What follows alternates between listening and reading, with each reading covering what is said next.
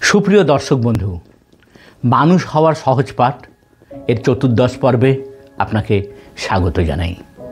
বিগত এপিসোডে আমরা আলোচনা করেছিলাম এই বিশ্বব্রহ্মাণ্ড কীভাবে সৃষ্টি হলো, কিভাবে এই অবনী অঙ্গনে মানুষ এলো, একজন মানুষ কিভাবে মানুষের মতো মানুষ হয়ে উঠতে পারে, তার বিভিন্ন উপাদান ও উপকরণ নিয়ে আমরা আলোচনা করেছিলাম। আজ আমরা আলোচনা করব আরও একটি গুরুত্বপূর্ণ বিষয় নিয়ে। দৈনন্দিন জীবনে আমরা অনেকেই এখন বর্তমানে বিভিন্ন মানসিক চাপের শিকার। আমরা যারা কর্মজীবনে আছি তাদের অফিসের চাপ, যুবক যুবতীদের আরও বিভিন্ন রকম চাপ, পড়াশোনার চাপ, পেয়ার মহব্বতের চাপ। এখন আবার একটা নতুন বিষয় শোনা যাচ্ছে, ব্রেকআপ। এই শব্দটা আমাদের ছোটোবেলায় ছিল না সেভাবে। চাকরি প্রার্থীদের কাজ না পাওয়ার চাপ, আরও বহু রকমের চাপ রয়েছে আমাদের এই মন জুড়ে। এই সব চাপ বা স্ট্রেস আমরা কিভাবে মোকাবিলা করব, কিভাবে এগিয়ে যাব শুভ কর্মপথে, সেটা নিয়েই আমাদের আজকের আলোচনা। এই মানসিক চাপ মোকাবিলা বা স্ট্রেস ম্যানেজমেন্ট এক গুরুত্বপূর্ণ বিষয়। স্ট্রেস ম্যানেজমেন্ট বা চাপ নিয়ন্ত্রণ হলো এমন সব কৌশল বা পদ্ধতি যা একজন ব্যক্তির মানসিক চাপ কমাতে, ওই দৈনন্দিন জীবনে তার কার্যকারিতাকে উন্নত করতে সাহায্য করে। এই চাপ নিয়ন্ত্রণের ক্ষেত্রে আমরা 9টি হাতিয়ারকে চিহ্নিত করেছি। সেগুলি হলো শেয়ার ইয়োর ফিলিংস, নিজের অনুভূতিকে অন্যের সাথে ভাগ করে নিন। মেডিটেশন, প্রতিদিন একটা নির্দিষ্ট সময়ে ধ্যান করুন। লাভ অর্থাৎ হাসুন প্রাণ ভরে। আর টাইম ম্যানেজমেন্ট অর্থাৎ সময়কে সঠিকভাবে ও বৈজ্ঞানিকভাবে ব্যবহার করুন। যোগা, সম্ভব হলে নিয়মিত যোগাসন করুন। লিসনিং অফ মিউজিক, সম্ভব হলে কিছুটা সময় গান বা সঙ্গীত শুনুন। ক্লোজিং টু নেচার অর্থাৎ প্রকৃতির কাছাকাছি থাকুন। তার সাথে রয়েছে ঘুম বা স্লিপ, এক্সারসাইজ বা ব্যায়াম। আজকের আসরে আমরা 4টি বিষয়, share your feelings, meditation, love ও টাইম ম্যানেজমেন্ট নিয়ে আলোচনা করব। এবং আর যে 5টি বিষয় সেটা আমরা পঞ্চদশ এপিসোডে আলোচনা করব। না হলে এই পর্বটি অতিরিক্ত বড় হয়ে যাবে, আপনাদের ধৈর্যচ্যুতিও ঘটতে পারে। শুরু করছি। Share your feelings.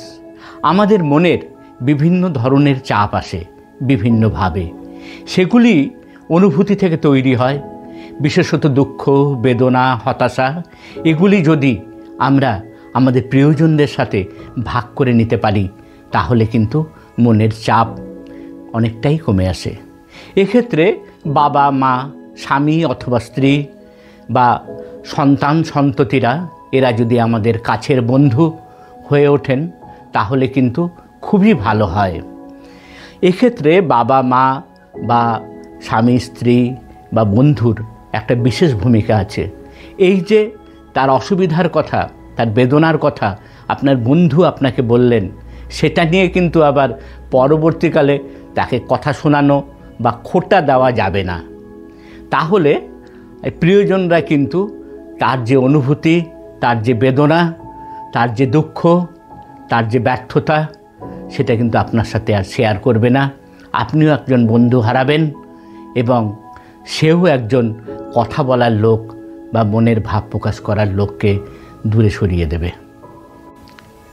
মেডিটেশন, ধ্যান আমাদের ভেতরে অন্তরে যে ঘড়ি থাকে সেই ঘড়িটাকে ধীরে ঘুরতে শেখায়, যেখানে প্রতিটি নিঃশ্বাস স্বস্তির দরজা খুলে দেয়। আধুনিক জীবনের তাড়াহুড়ো, নানান শব্দের ভিড়ে আমাদের মন প্রায় পথ হারায়। এই ধ্যান আমাদের নিয়ে যায় সেই নরম আলোর সেই দরজা পেরিয়ে।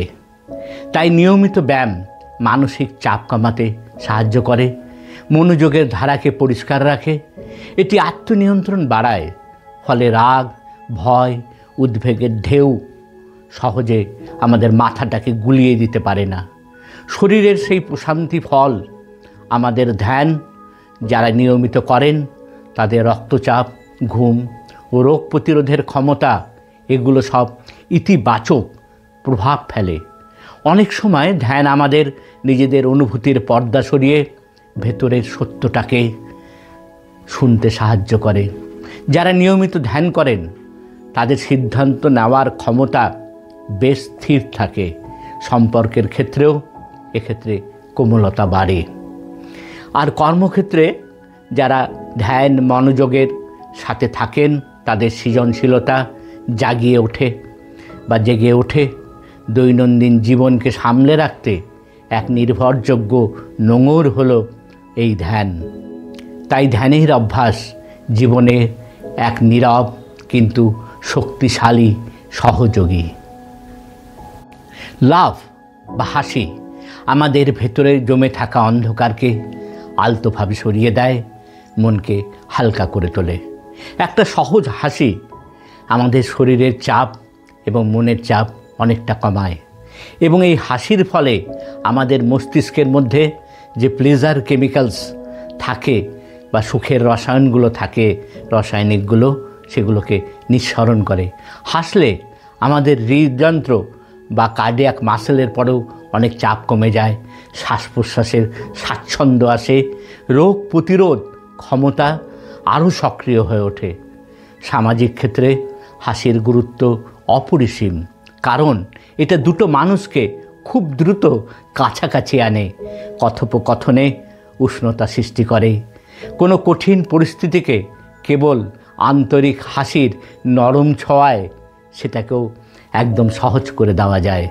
কর্মক্ষেত্রে হাসি মুখ কাজের চাপ কমায়, দলের মধ্যে একটা সহযোগিতা বাড়ায়।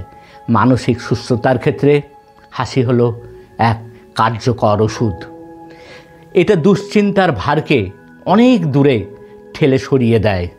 শিশুরা যেমন এই হাসতে হাসতেই এই পৃথিবীটাকে আবিষ্কার করে, তেমন বড়রাও তাদের জীবনে হাসি নতুন দৃষ্টিভঙ্গি জাগায়।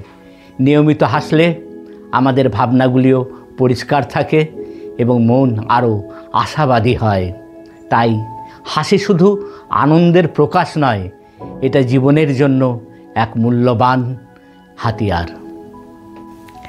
টাইম ম্যানেজমেন্ট, সময়ের সঠিক ব্যবহার জীবনের ছন্দকে সহজ করে এবং লক্ষ্য অর্জনের পথকে পরিষ্কার রাখে।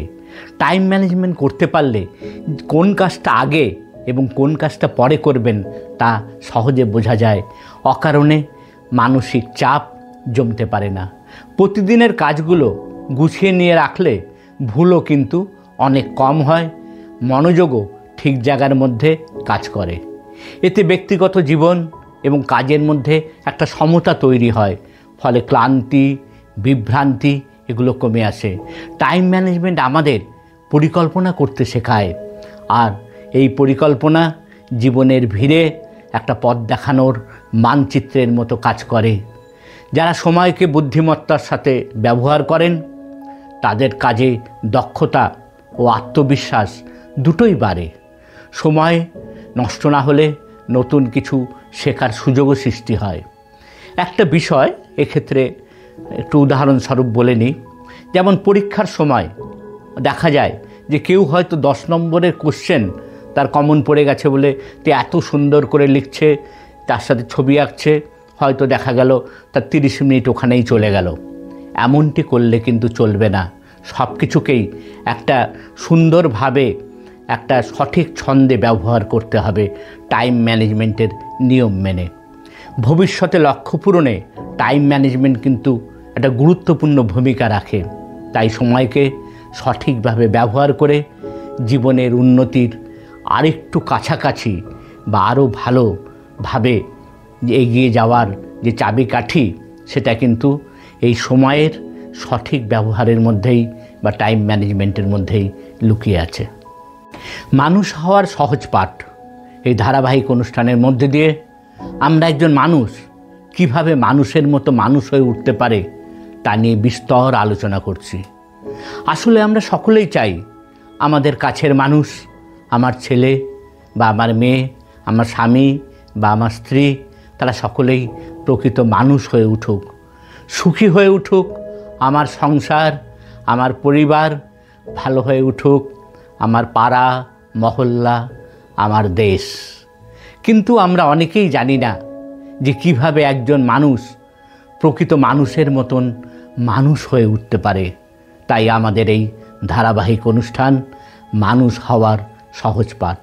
এই ধারাবাহিক অনুষ্ঠানের মধ্যে দিয়ে প্রতি সোম, বুধ ও শুক্রবার আমরা আসছি ইন্টারনেট বা বিশ্ব তরঙ্গে।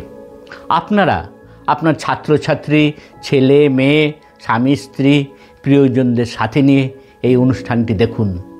আপনার মতামত, পরামর্শ বা প্রশ্ন থাকলে আমাদের কমেন্টস বক্সে জানান। পোস্টটিকে শেয়ার করুন, আমাদের পেজকে লাইক দিন, আমাদের চ্যানেলটিকে সাবস্ক্রাইব করুন আর বেল আইকনে ক্লিক করতে ভুলবেন না। পাশে থাকুন, সাথে থাকুন বন্ধু।